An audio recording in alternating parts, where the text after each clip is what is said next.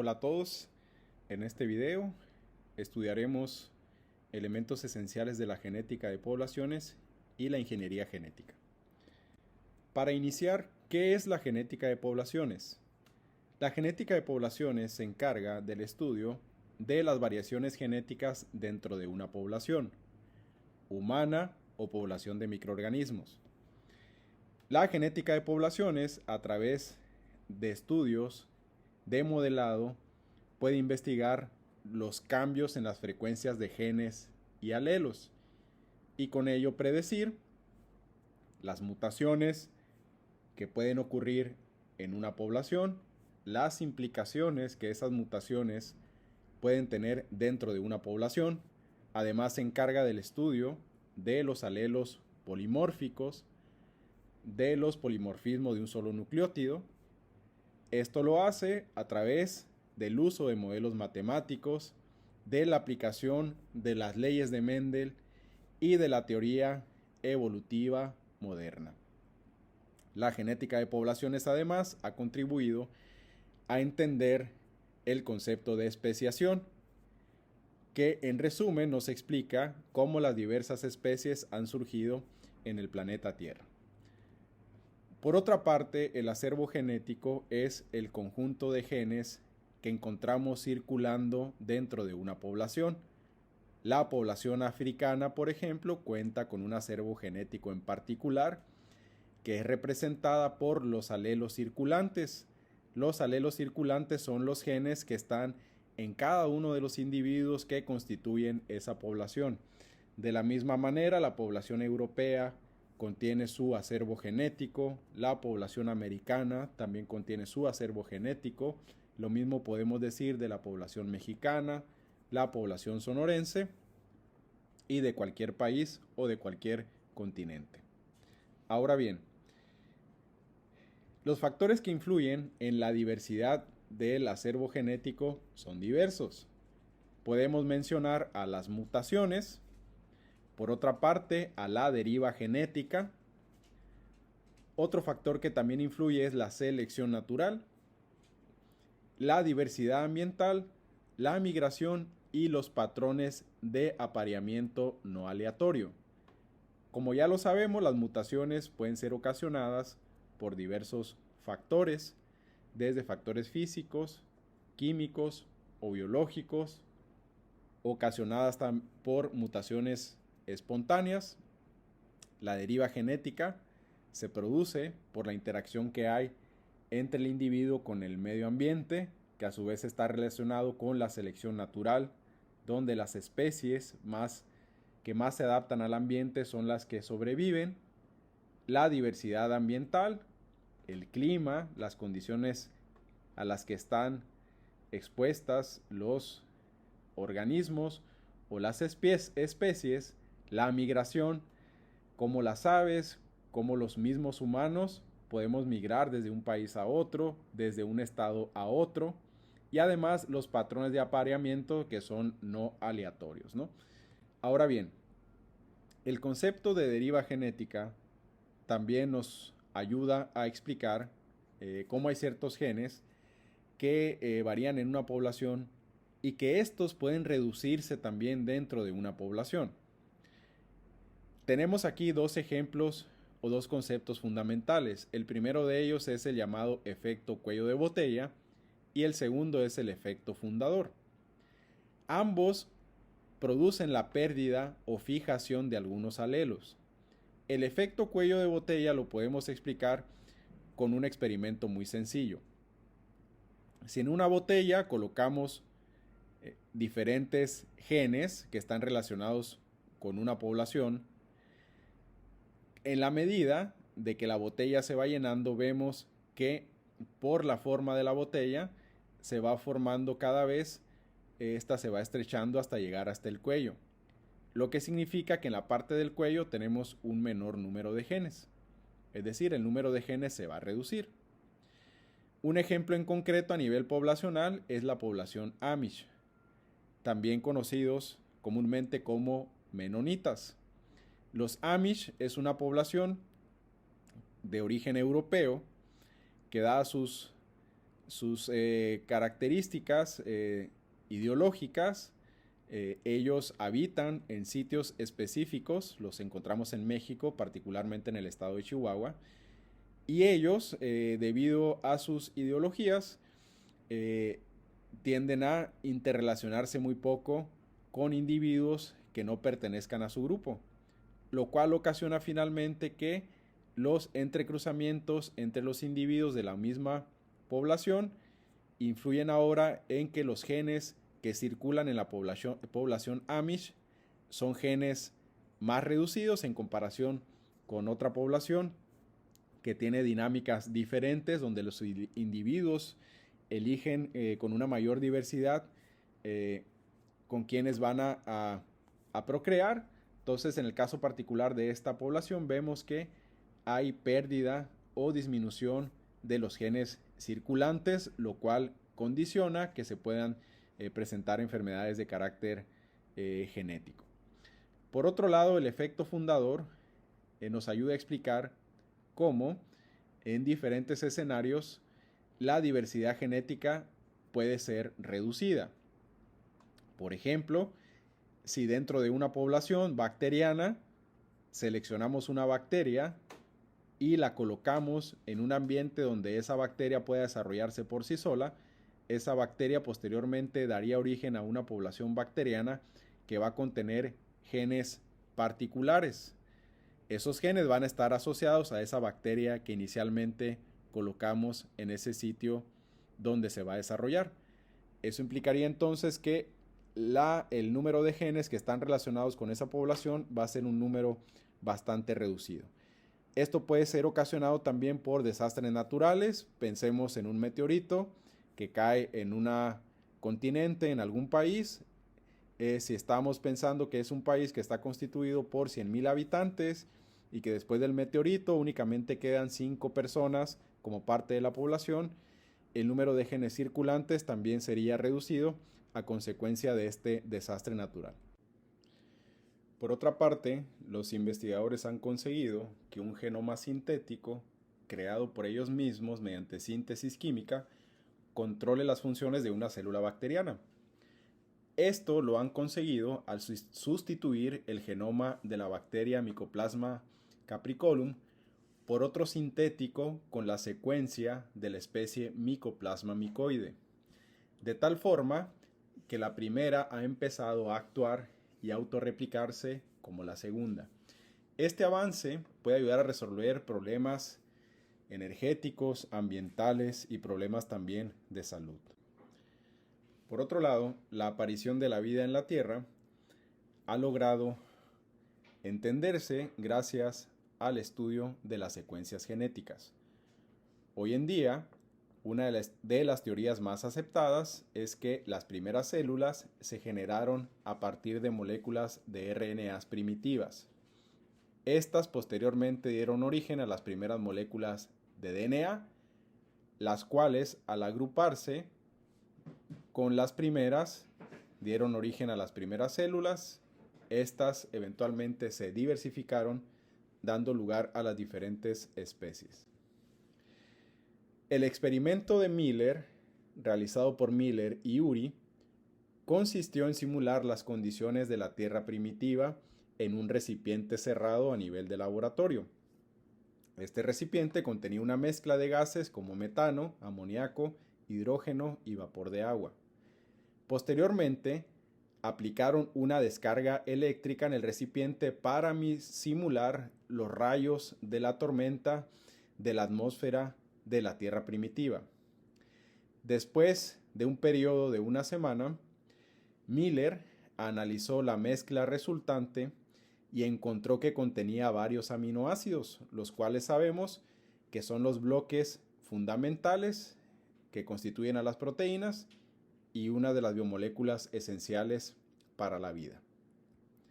En análisis posteriores del experimento de Miller, también se pudo determinar que la mezcla de moléculas contenía nucleótidos de pirimidina, los cuales sabemos que constituyen a los ácidos nucleicos. Esto explica también que probablemente esta es una de las formas de cómo surgieron las primeras biomoléculas en la Tierra. Un evento extraordinario que ocurrió en Australia en 1969 fue la llegada del meteorito de Murchison, conocido porque este meteorito logró impactar en este poblado. Lo interesante de este hallazgo, que llamó la atención rápidamente por los investigadores de la NASA, es que no fue un meteorito común. Los análisis de este meteorito revelaron que contenía una cantidad significativa de carbono, principalmente en forma de compuestos orgánicos llamados polirribonucleótidos. Hoy en día, los polirribonucleótidos, particularmente las ribosimas, que son moléculas de RNA autocatalíticas, se han propuesto como las moléculas que dieron origen a la generación de las moléculas de DNA. Las ribosimas entonces fueron un pilar principal para el origen de las primeras células, llamadas protocélulas, las cuales ya contenían en su interior moléculas de DNA y RNA. Ahora bien, para cerrar el curso de genética, en nuestro último tema, analizaremos lo respectivo a la ingeniería genética, que consiste en el análisis y la manipulación del DNA. Para manipular el DNA, una de las enzimas muy importantes y que se utilizan a nivel de laboratorio son las enzimas de restricción. Las enzimas de restricción se caracterizan por ser enzimas que cortan regiones específicas del DNA llamadas secuencias palindrómicas. Las secuencias palindrómicas son regiones del DNA que, si las leemos en dirección 5' a 3', y a su vez leemos su región complementaria desde la dirección 3' a 5', vemos que son secuencias similares, ¿no? Las enzimas de restricción entonces se encargan de cortar el DNA en estos sitios llamados sitios de restricción. ¿Para qué se usan las enzimas de restricción? Cuando tenemos una molécula de DNA y queremos analizarla, podemos ponerla en contacto con enzimas de restricción. Esto genera diferentes fragmentos con pesos moleculares distintos. Una vez que se generan los fragmentos de DNA, estos los podemos analizar a través de un experimento de electroforesis. La electroforesis es un método que se caracteriza porque nos permite separar moléculas con base a la capacidad de migrar en un campo eléctrico. Como ya lo sabemos, el DNA y el RNA son moléculas que tienen carga negativa. Por lo tanto, si lo colocamos en una cámara de electroforesis, en esta cámara de electroforesis vamos a colocar un gel que lo fabricamos a nivel de laboratorio. Ese gel lo colocamos dentro de un buffer. La cámara de electroforesis se caracteriza porque en una región encontramos el cátodo, que tiene carga negativa, y en otra región encontramos el ánodo con carga positiva. Los fragmentos de DNA que vamos a colocar se colocan en la región del cátodo, de manera tal que cuando encendemos el campo eléctrico, las moléculas de DNA migran desde el polo negativo hasta el polo positivo. Esa migración se da con base a su peso molecular, de tal forma que las moléculas que tienen un menor peso molecular son las que logran migrar más fácilmente a través del gel, y los fragmentos de DNA con un mayor peso molecular migran con mayor dificultad a través del gel. De manera tal que cuando analizamos una separación de fragmentos de DNA, lo vamos a visualizar de esta forma. Los fragmentos que logren migrar de manera más profunda hacia la región del cátodo son fragmentos de DNA con un menor peso molecular, y los que encontramos hasta la parte superior son fragmentos que tienen un mayor peso molecular. Eso nos permite conocer entonces información acerca del DNA que estamos analizando. Ahora, existen diferentes enzimas de restricción.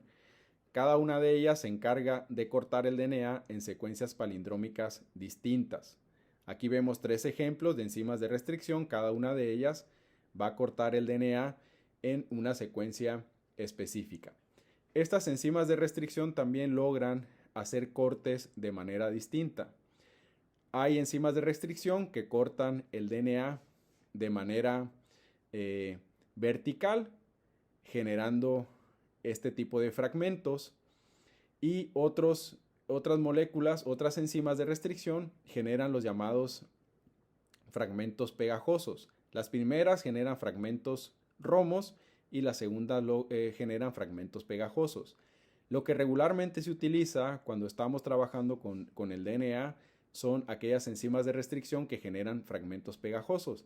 Esto debido a que al hacer cortes de manera escalonada, los fragmentos de DNA que se generan van a tener una secuencia de una cadena de bases nitrogenadas desapareadas, las cuales van a poder interaccionar con otro fragmento de DNA que también va a tener las mismas características, lo cual significa entonces que podemos asociar fragmentos de DNA utilizando ligasas, ¿no? Que son las enzimas que se encargan de unir fragmentos de DNA. La utilización de las enzimas de restricción entonces es bien importante porque apoyado de la técnica de electroforesis se pueden analizar los fragmentos del DNA y obtener información acerca de las secuencias de diferentes genomas. Esto constituye, por ejemplo, un análisis importante en las pruebas de paternidad o que solían hacerse años atrás en las pruebas de paternidad o cuando queremos analizar algunas variantes genéticas de alguna cepa bacteriana. Ahora, por otra parte, la tecnología del DNA recombinante nos permite obtener DNAs genéticamente modificados. La tecnología del DNA recombinante se sustenta en la utilización de enzimas de restricción y en la utilización también de ligasas, ¿no? De manera tal que con enzimas de restricción y ligasas podemos cortar genes y esos genes los podemos insertar en genomas de interés. Una de las aplicaciones importantes de la tecnología del DNA recombinante a nivel farmacéutico es la producción de insulina recombinante. ¿Cómo se realiza la síntesis de la insulina recombinante? Partimos de un DNA circular, un DNA bacteriano. Si de ese DNA circular lo tratamos con una enzima de restricción, vamos a lograr entonces abrir ese DNA que inicialmente era circular, debido a que las enzimas de restricción van a cortar el DNA en una región específica. Después tomamos el DNA de la insulina, puede ser insulina humana, y lo ponemos en contacto con el DNA que ya lo hemos tratado con una enzima de restricción. Si este fragmento de DNA lo colocamos en presencia de una ligasa, vamos a generar una molécula de DNA recombinante, donde ese DNA va a tener ahora el gen de la insulina. Si ese DNA recombinante lo introducimos dentro de una bacteria, puede ser Escherichia coli, y la bacteria la crecemos en un medio de cultivo, la bacteria va a crecer, se va a replicar, de manera tal que ahora vamos a tener muchas copias de DNA recombinante donde cada uno de ellos va a contener el gen de la insulina. De forma tal que ahora esas Escherichia coli, debido a que tienen el gen de la insulina, van a producir insulina. A esa insulina le llamamos insulina recombinante debido a que es producida a partir de un gen recombinante. Esta es una estrategia muy utilizada a nivel farmacéutico. Lo mismo se puede hacer con otros genes que sea de nuestro interés clonar y generarlos de manera recombinante. Ahora, esos genes pueden ser clonados en bacterias y pueden ser utilizados para la generación de librerías de DNA complementario, ¿no? ¿Cómo se realiza esto? Hacemos de nueva cuenta la generación de un DNA recombinante, lo colocamos en una bacteria. A este proceso en el cual colocamos un DNA recombinante en una bacteria le llamamos transformación. Esas bacterias que han sido transformadas, posteriormente las podemos analizar, extraemos su DNA y a partir de RT-PCR logramos generar las moléculas de DNA complementario. ¿Qué significa esto? Que al generar esas bacterias recombinantes, esas bacterias recombinantes van a producir moléculas de RNAs que van a estar asociados a ese gen que hemos insertado. Esas moléculas de RNA, si nosotros hacemos una PCR utilizando una retrotranscriptasa inversa. La retrotranscriptasa inversa lo que hace es convertir esas moléculas de RNA en una molécula de DNA. De manera tal que vamos a tener finalmente muchas moléculas de DNA que vamos a obtenerlas a partir de esos RNA mensajeros. A esas moléculas de DNA que obtenemos les llamamos DNA complementarios, que el término utilizado es cDNA. Cuando hablamos de cDNA son moléculas de DNA que se obtienen a partir de la retrotranscriptasa inversa. También el DNA lo podemos analizar a través de técnicas de hibridación, como lo puede ser la inmunofluorescencia in situ, llamada también técnica de Fish. La técnica de Fish se utiliza para hacer análisis genéticos de cromosomas con el objetivo de identificar genes dentro de los cromosomas que pueden estar potencialmente mutados y que están asociados con enfermedades de carácter genético. Esto se logra hacer utilizando sondas. Las sondas son secuencias de DNA que se sintetizan a nivel de laboratorio. Al conocer la secuencia de un gen, se puede sintetizar una sonda complementaria. A esa sonda complementaria le vamos a colocar una molécula fluorescente. Esa molécula fluorescente se caracteriza porque cuando le hacemos incidir un rayo de luz, esas moléculas van a emitir una luz de un color en particular. De forma tal que si tenemos una sonda complementaria de un determinado gen y la colocamos en presencia de los cromosomas de una célula, esas ondas complementarias van a reconocer a los genes complementarios. Aquí lo logramos visualizar en la fotografía. Cada una de estas coloraciones distintas nos están representando un gen diferente que es reconocido por una sonda complementaria distinta, lo cual significa que para estos casos, estos genes que están brillando son genes entonces positivos, ¿no?, que han sido encontrados. Lo mismo se puede hacer para el análisis genético. Sintetizamos una sonda complementaria que esté relacionado con un gen que está asociado a una enfermedad. Si lo visualizamos positivo, significa entonces que probablemente la enfermedad se debe a la presencia de ese gen, que normalmente es un gen que está mutado.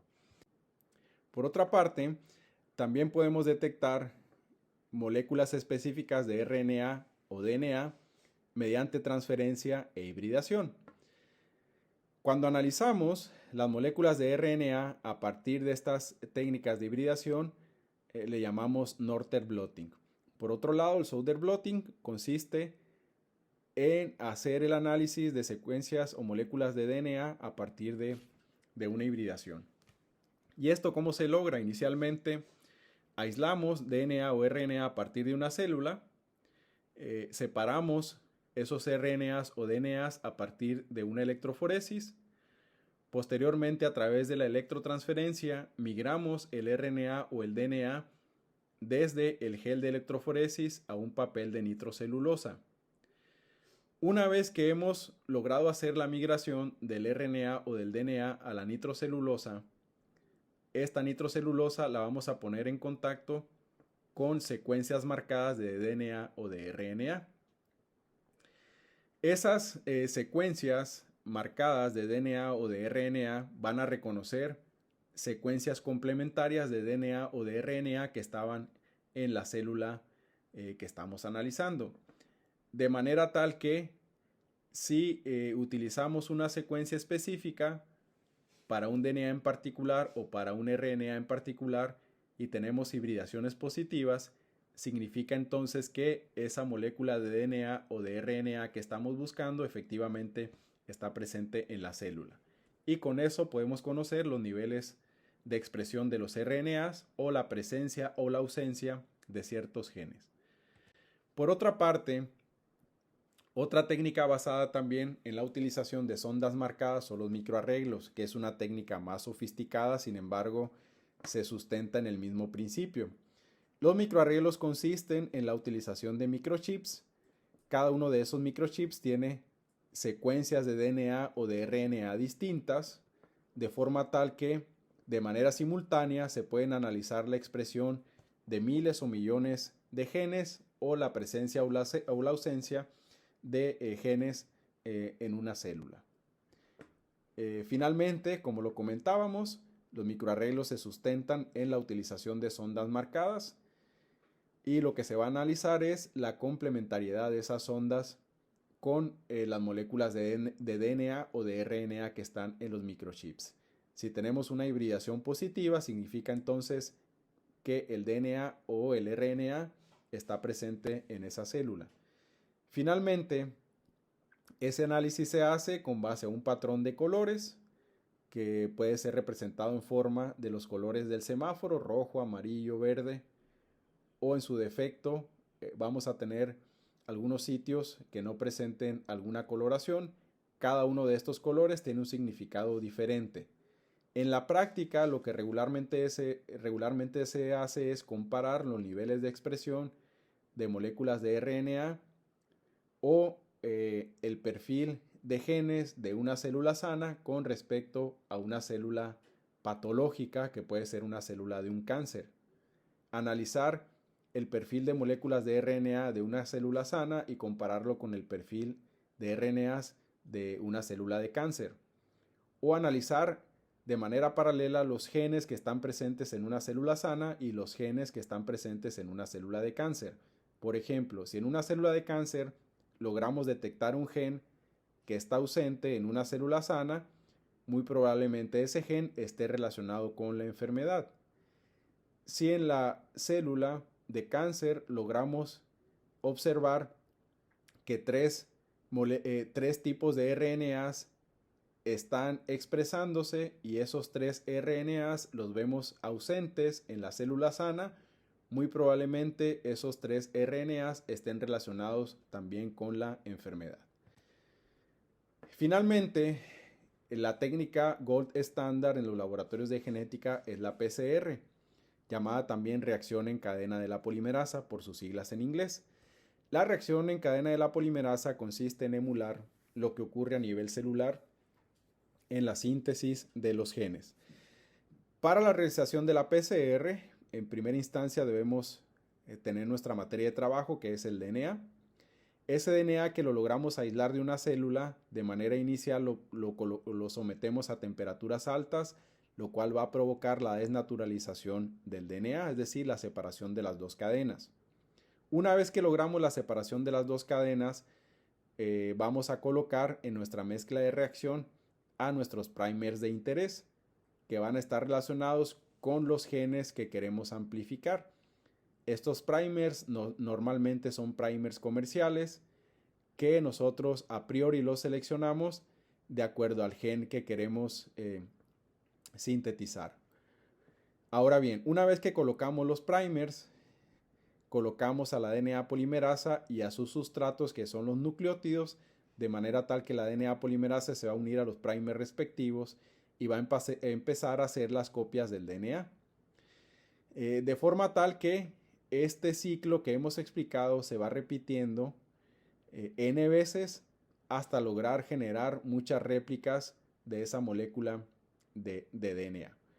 Cuando la PCR, cuando esas réplicas de esos fragmentos o esos genes de DNA los cuantificamos, estamos hablando entonces que es una PCR en tiempo real o una PCR cuantitativa. Por último, una variante de la PCR es la RT-PCR, llamada también PCR con retrotranscriptasa o transcriptasa inversa. ¿En qué consiste la RT-PCR? La RT-PCR, ya lo comentábamos anteriormente, la diferencia es que aquí el sustrato es una molécula de RNA mensajero.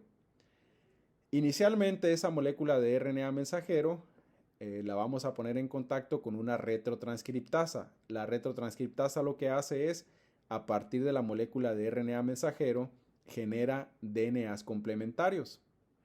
Una vez que hemos generado los DNA complementarios o cDNAs, esos cDNA los sometemos a un análisis por PCR convencional, siguiendo el protocolo que ya hemos comentado. Entonces la diferencia de la RT-PCR con respecto a la PCR es la utilización de una retrotranscriptasa al inicio de nuestro análisis. ¿Cuál es la utilidad de la RT-PCR? Por ejemplo, es la prueba que se utilizó durante la pandemia para hacer el diagnóstico del COVID-19, donde inicialmente se hacía la extracción del RNA viral. Una vez que obteníamos el RNA viral, se obtenían los DNA complementarios y esos DNA complementarios se analizaban a partir de la PCR, ¿no? La RT-PCR también se puede utilizar si queremos conocer cómo se están expresando los genes en un tejido o en una célula. Hacemos la extracción de las moléculas de RNA a partir de ese tejido o de esa célula. Hacemos la RT-PCR y con eso podemos conocer cómo se están expresando los genes en esa célula o en ese tejido. Finalmente tenemos a las técnicas de secuenciación. Que las técnicas de secuenciación existen muchas maneras de cómo secuenciar el DNA. La primera técnica que se utilizó fue la secuenciación de Sanger basada en reacciones químicas donde se utilizaban desoxinucleótidos. Esos desoxinucleótidos eran utilizados para hacer reacciones en particular utilizando desoxinucleótidos de adenina, timina, citosina, guanina, de manera tal que partiendo de una molécula de DNA hacíamos 4 reacciones diferentes utilizando 4 desoxinucleótidos distintos. Por ejemplo, si se realizaba una reacción con los desoxinucleótidos de guanina, en la primera reacción, partiendo del DNA complementario o del templado, que lo obtenemos a partir de nuestra célula o tejido de estudio, la DNA polimerasa va insertando los nucleótidos complementarios si hay adenina en el templado. En la cadena de síntesis va a insertar timina si hay timina adenina. Entonces se va realizando la reacción siempre siguiendo la dirección del 5' a 3'. Sin embargo, en esta primera reacción, cuando la DNA polimerasa se encuentra en una citosina, va a insertar un desoxinucleótido de guanina. El resto de los nucleótidos son normales. El único diferente es el desoxinucleótido de guanina. Al insertar un desoxinucleótido de guanina, la reacción química entonces aquí se detiene, ¿no? Lo mismo ocurría con los otros desoxinucleótidos, de manera tal que finalmente a través de una electroforesis se logra conocer cuál es la secuencia del DNA de ese fragmento que estamos analizando. Entonces con ello se logra establecer cuál es la secuencia de bases nitrogenadas de un fragmento de DNA. Finalmente, las secuenciaciones utilizando los métodos actuales son más sofisticadas, se logran hacer en cuestión de minutos o en cuestión de segundos y se sustentan en la utilización generalmente de moléculas fluorescentes en sistemas automáticos o semiautomáticos. Por último, podemos mencionar que una de las técnicas más actuales y de vanguardia en la genética es el CRISPR-Cas9. El CRISPR-Cas9 se fundamenta en la utilización de esta tecnología para generar organismos o células genéticamente modificadas o hacer la terapia génica para remover genes mutados e insertar en su lugar genes sanos. Por ejemplo, si hay un gen que está relacionado con un cáncer, utilizando el CRISPR-Cas9, nosotros podemos eliminar de ese genoma el gen que está mutado y en su lugar insertar un gen sano. Esta es una de las técnicas más vanguardistas en la actualidad y que están siendo muy utilizadas en el área de la genética. También la medicina de precisión está asociada de manera muy importante a la genética. ¿Qué se sustenta la medicina de precisión? La medicina de precisión se basa en el conocimiento de los genes de un paciente. Por lo tanto, el fármaco que se va a administrar a ese paciente está relacionado con la genética del paciente. Es decir, si un paciente tiene una genética en particular, se va a seleccionar el fármaco que sea más apropiado para sus genes, ¿no? O que vaya a tener una mejor respuesta debido a su background genético. Por otro lado, en la terapia génica se pueden utilizar también algunos organismos como los virus, a través de los cuales se pueden insertar genes sanos en células que originalmente presentan genes mutados. Y también uno de los avances más importantes en la actualidad, donde ha tenido implicaciones la genética de forma muy sustancial, son las vacunas de RNA mensajero utilizadas en la pandemia para combatir la enfermedad COVID-19 ocasionada por el SARS-CoV-2. Estas vacunas de RNA mensajero se lograron desarrollar gracias a que los investigadores, al conocer el genoma del virus, lograron entonces fabricar a nivel de laboratorio moléculas de RNA viral, los cuales esos RNA virales se introducían en un liposoma. Un liposoma es una estructura donde formamos una capa lipídica y en su interior podemos colocar estas moléculas de RNA mensajero. Entonces, estas vacunas, la vacuna desarrollada por Pfizer, se realizó gracias a la genética y al conocimiento actual que tenemos de la genética. Bueno, con esto damos por finalizado el curso de genética de esta materia tan apasionante y tan importante para el químico biólogo clínico.